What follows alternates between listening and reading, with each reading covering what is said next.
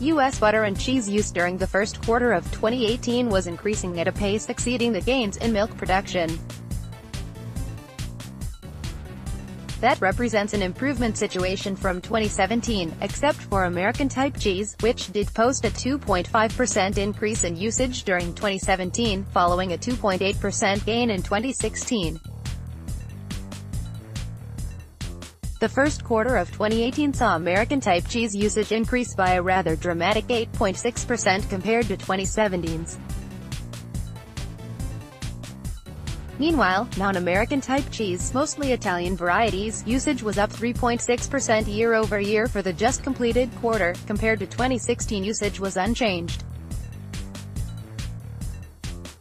Butter domestic usage for the first quarter was up 5.1% from a year earlier.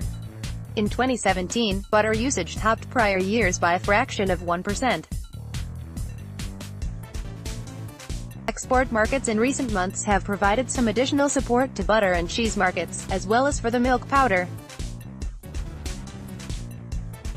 American-type cheese exports were up 44% in the first quarter compared to a year earlier. That might be sensational if not for the fact that exports only account for 3% of American-type cheese production. Still, the increase was a factor limiting the gains in American-type cheese cold storage holdings during recent months. Non-fat dry milk exports during the first quarter were up 23% from a year earlier. Milk powder production during the first quarter increased 3%. The year-over-year rise in exports more than offset production, resulting in a decline in non-fat dry milk availability in the domestic market for the quarter.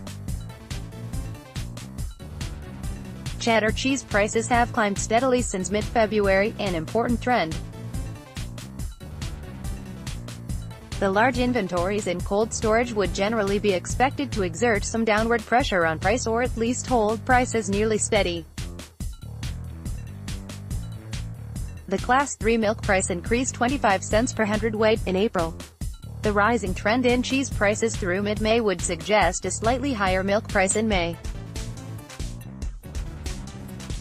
That situation is a positive surprise compared to expectations that were in place in the middle of the winter quarter.